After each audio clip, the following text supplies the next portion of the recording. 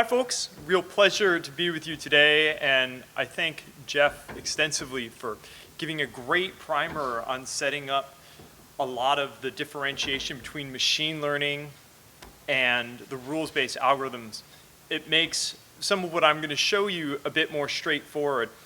Like Barbie said, I've done a lot of work in federal government, so I'm pleased to have the opportunity to show you a variety of use cases in federal government, try to make this interactive, have a good time with it, and walk through how in each case we apply machine learning and how each case we have the opportunity to apply more of a rules-based approach. So I'll start with a story, and the story is really relevant to our time. So Sandy, Harvey, and Maria have all caused great devastation, and we have a variety of organizations which are responsible then for doing work to ensure that people who need help, particularly in getting medical help, have access to the materials that they need. So I've had the opportunity to work with one such organization who had a collection of tens of thousands of cases, just narrative, where individuals would come for assistance. They would get what they needed, hopefully, and someone would jot down, this is what they came for, this is what we provided them, in the form of a narrative. So in a small fraction of these cases, they had a doctor on hand who could actually designate a diagnosis code to it. And for simplicity, they used one of 13 categories. Could have been people came in for a respiratory issue or a cardiac issue or some issue involving an injury. But what the organization wanted to better understand was, okay, so for the next crisis that we have, how can we leverage the information coming from all of these narratives to better understand what kind of capabilities and supplies we need to provide in the event of a similar crisis? So this was a case where there was enough data where we could apply a machine learning algorithm to that fraction of cases where we had the narrative and one of the 13 categorical dispositions.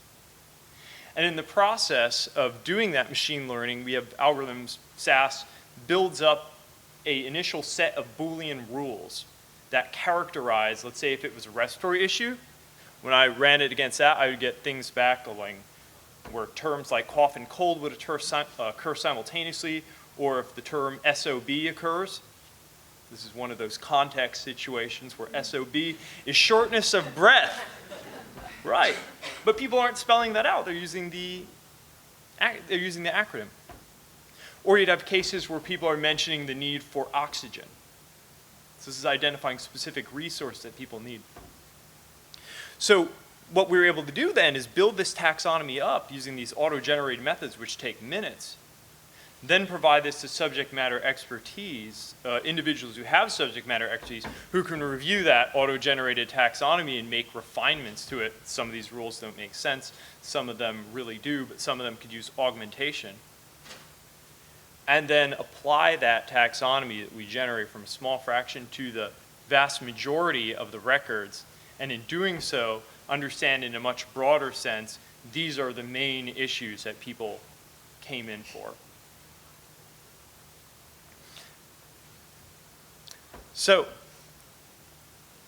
there's a huge need for text analysts in government. I hope in going through a few of the use cases, I'll give you the breadth of scope for less commercially focused applications, more constituent and mission focused applications of text analytics. And if we have some time left, we'll go into a little bit of best practices. Fortunately, I don't need to go really deep into the explanation of what is text analytics, because so many people have done this already. I'll simply put forth the idea of using technology to scale the human act of reading, organizing, and quantifying information is really the main focus for all of these different use cases. And I love the anecdote I read where now these computer-assisted chess players are able to beat the human opponents and the computer-only opponents hands down. And interestingly, It just takes a different skill set to be one of those computer-assisted chess players than just being a great chess player. It requires the ability to process a lot of information and process the right kind of information and make the right kind of decisions using that computer-assisted technology. I think that's what's going to really assist individuals who work in these kind of fields, leveraging the computers to assist their decisions. These are some of the use cases where I've applied text analytics in federal government. I'm just listing this up here. If you want to have a conversation with me about any of these afterwards, I'll be around the conference for the rest of the day. We'll go into several of these as you see fit. You'll see in a moment as a part of this presentation. We're going to skip over this one for the most part because we've covered so much of it already, but suffice to say, there's an exploration-oriented approach. This really jives with text mining and the statistics of it. This covers, I don't know what I'm looking for, but I'll know it when I see it, and this is knowledge generating. And this covers some of the work that we do in clustering that we talked about, that Jeff talked about, and machine learning. And then the other side, you have more of a classification-oriented approach, where now I know what I'm looking for and I want to capture that information. So this covers a rules-based approach. And at SAS, we really advocate using these two simultaneously or back and forth each other. You have knowledge, you leverage that knowledge, you build rules, you use the statistics and machine learning to enhance that knowledge and refine that knowledge. And so this can go back and forth. And then ultimately, you need a way to present this information to end users. This covers the visualization. How do you surface the results from any text analytics activity to make it useful? So these are the three cornerstones of what I'll be presenting. For each of the cases that I'll talk about, it will be along the lines of, this is where the data came from. It's a bit of a simplification, but I like to show you the breadth of how you can apply some of these techniques across federal government. So let's get into this. It's going to be a flyby of analytics use cases, or we can do it a little different. We can do it as a choose your own adventure. Who remembers choose your own adventures? Yes, yes, you're with me. Right, this was my favorite choose your own adventure, The Curse of Battersley Hall. You can choose from essentially 22 possible endings, about 18 of which were absolutely horrific and gave me nightmares. Fortunately, for this case, you can choose from 6 very interesting possible endings, hopefully none of which will give you nightmares. So you're the star of the story. And over the course of Text Analytics Forum, you have familiarized yourself with a variety of text analytics capabilities. So will you use these? And this is by show of hands. This is your adventure. We'll use these to assess government spending. Okay. I really like that case too, but I'll point you to that paper afterwards. Provide situational awareness in conflict-affected regions. Okay. Let's see a few on that one. Safeguard the financial consumer. See a lot on that one. Okay, so this is good because I wanted to go on that one anyway. There's a lot to talk about. So our adventures align. This is good. How about analyze adverse drug and vaccine events? Yeah. How about assessing international patterns of human trafficking? I'm raising my hand for all of these because. And finally, assessing highway traffic safety. Okay, good. Okay, so depending on time, we'll go into at least a couple of these.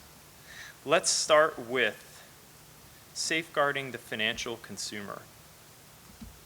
Okay, I know this thing works. There we go. Cool.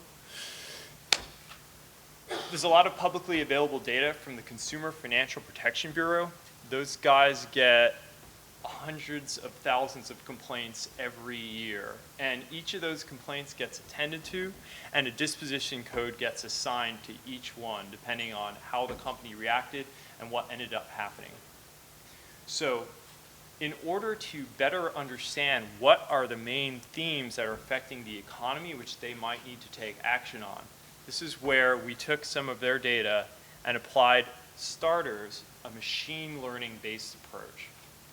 So there are two key components of the data, and there's more to it as well. Like, there's a variety of different ways to go about it. For this case, I simply took about 40,000 complaints from 2015, and for each of these, I had a lot of structured data available publicly around the issue, but primarily I had two things. One was, and you'll see some names and are blank to protect the innocent. One of them was a consumer narrative, and this is anywhere from a paragraph to several paragraphs of text. And then one of them was a company response to the consumer. So one of the questions which was asked was, well, what is different for those cases which are associated with monetary relief, and what can we subsequently do about them? So about 1 out of 10 of those cases was closed with monetary relief. This is where we can start by applying a machine learning algorithm to generate Boolean rules which differentiate those cases of monetary relief from the other cases. And that forms the base, and this part of the work doesn't take very long to generate those Boolean rules. This part of the work then differentiates those cases closed with monetary relief from the other ones.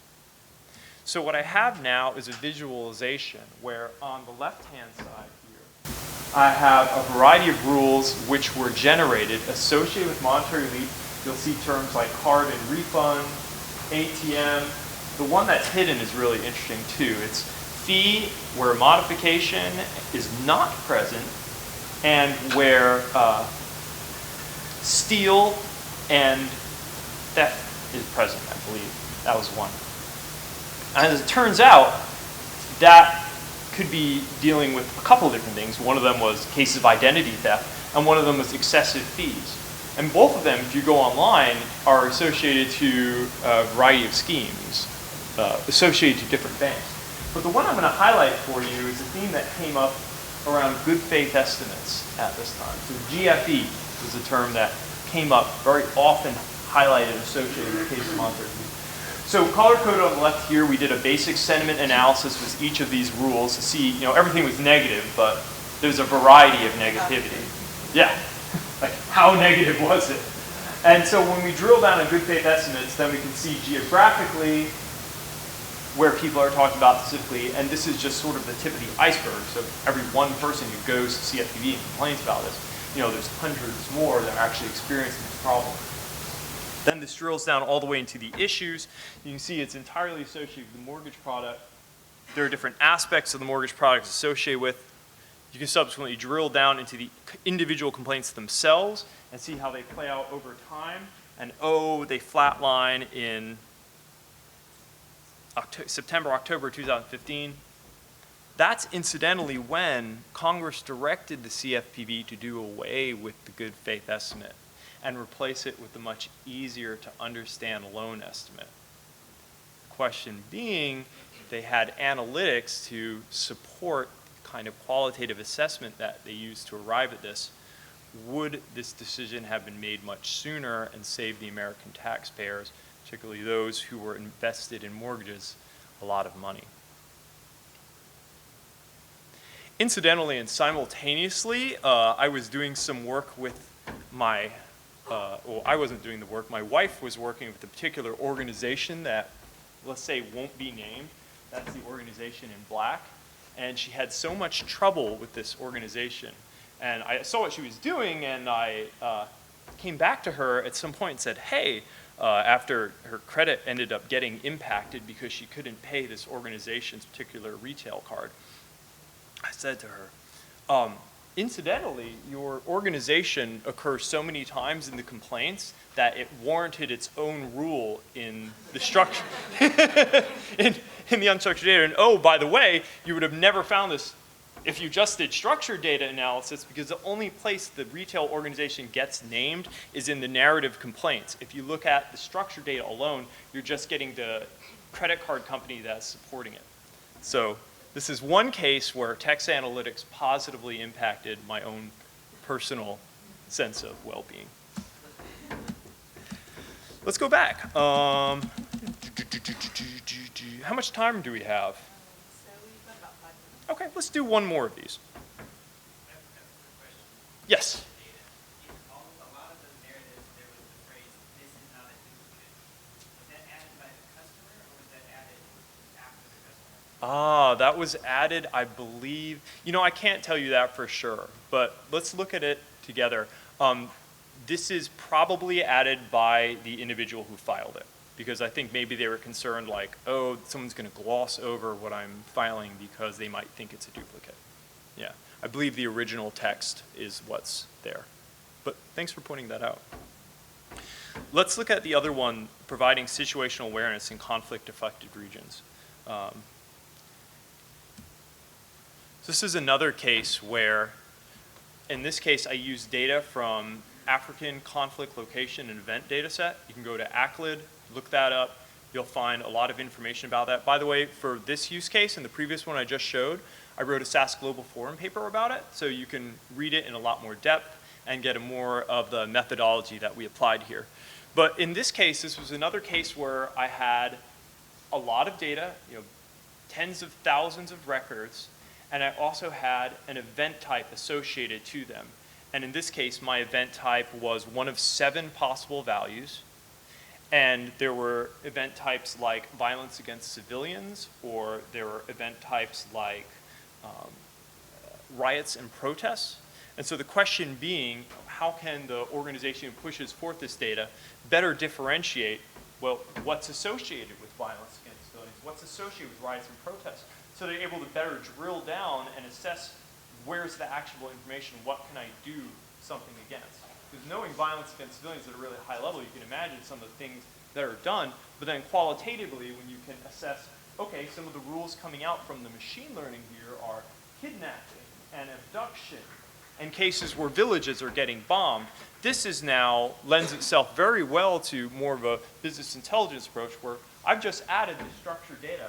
Now I give end users the ability to drill down on things like kidnapping, see geospatially where kidnappings have occurred over time, limit it to a certain time frame, that's the slider bar at the top, and then focus on a certain location like Tripoli, for instance, and identify specific cases where abduction and kidnapping have occurred, and as an organization that maybe oversees this, perhaps there's something I can do about those cases.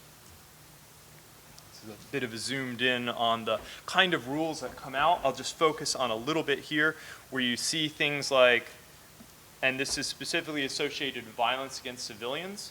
One of the rules that comes out is the term attack, where force is not mentioned, soldier is not mentioned, position is not mentioned, and police is not mentioned. The fact that those terms do not appear differentiates these kind of attacks to attacks against civilians versus things more like battles, riots, or protests. Again, though, this is a case where once this initial taxonomy is developed by the rules through automated machine learning, individuals have the ability to go in using interfaces and build upon those rules. It's just a starting point, so you don't have to start from scratch, but you're going to want to go in, you're going to want to modify those rules to better fit the different event types available. I don't think there's really time for me to go into, I'm happy to talk about all these use cases with you afterwards, by the way, so please, yeah, come by. There's not enough time for me to go deeply into best practices. I'll just touch on this. I think having support within an organization is huge. I mean, the keynote opened up with a lot of this. I'll give a little bit more detail. Support from IT is absolutely essential so people have access to the services they need to get this up and running. I've worked with organizations where if they have a few different text analytics champions who can learn this information, they have a vision of where they want to go, maybe they have specific use cases they want to apply this to, and they have the ability to obtain the data, again, by having that relationship with IT and having the appropriate skill set, which they can build from on-the-job training, but then also being able to work with folks who have done this for a while, and you can have touch points and go back and forth. All of these things are essential to the ability to make this happen with an organization. And in addition to having that strategy to reaching out, like the ability to publish reports and visualizations. I'll just leave this up. These are some papers you can look up. The 2 papers, extending the armed conflict location, the applying text analytics one. The last 2 cover in more detail the use cases I talked about. Thank you.